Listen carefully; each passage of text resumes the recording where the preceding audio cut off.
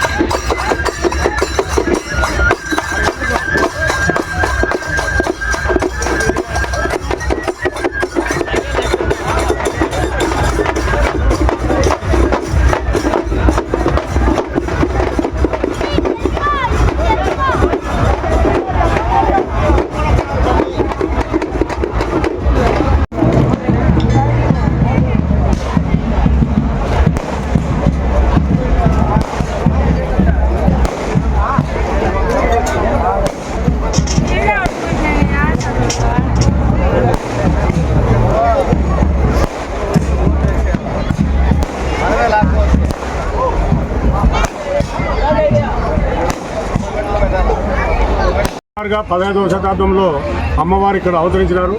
నరసింహరాయలు అనేసి హరిహరాయలు, బుక్కరాయలు, నరసింహరాయలు అక్కడికి వచ్చి రాయవరం అనేది రాయలు విడిచి రాయవరం వచ్చింది.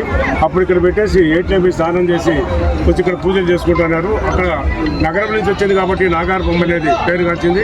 ఆ తర్వాత చిన్నగా రాను అభివృద్ధి చెంది అప్పట్లో కీర్తి చేసినటువంటి పోల్తి సుబ్బయ్యనాయుడు గారు అప్పుడు దీని ధర్మకర్తగా ఉండి దినదినాలు అభివృద్ధి చేస్తూ ఇప్పుడు మామూలుగా ఒక జిల్లాలోనే ఒక పెద్ద తిరునాళ్ళుగా కూడా వ్యవహరిస్తారు. అదేవిధంగా ప్రతి ఆదివారం కూడా ఆదివారం వేస్తారం అయితే భక్తులు దండోపదండగా వచ్చి అమ్మవారిని కోరికలు అడిగేసి తీసుకుని ఉన్నారు.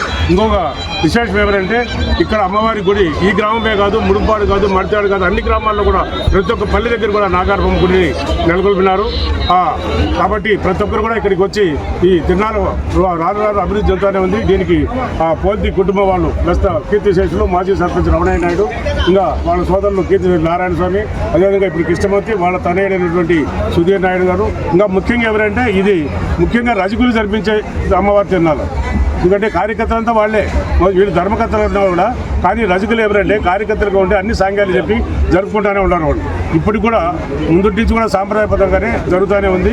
కాబట్టి ఇటువంటి అమ్మవారి ఉత్సవాల్లో ఎటువంటి అల్లర్లకు తావు లేకుండా అందరూ కూడా ఐకమత్యంగా అన్నాచెల్లి భావనతో ఎటువంటి అల్లర్లు కూడా లేకుండా 3 రోజులుగా ముచ్చటగా కూడా అమ్మవారిని తిరునాళ్ళు దిగ్విజయంగా జరుపుకుంటారని మనసారా కోరుకుంటున్నాం.